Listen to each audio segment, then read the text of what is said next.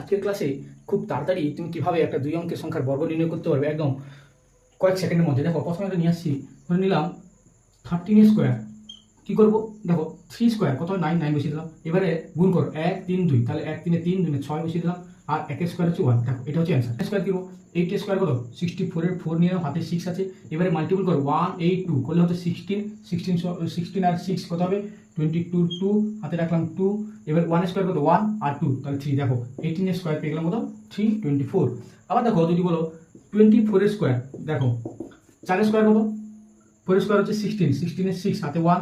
এবারে আবার মাল্টিপল করো 2 4 8 2 কত হচ্ছে 16 1 17 হাতে 1 2 স্কোয়ার 2 স্কোয়ার কত 4 আর 1 5 576। এটা হচ্ছে অ্যান্সার।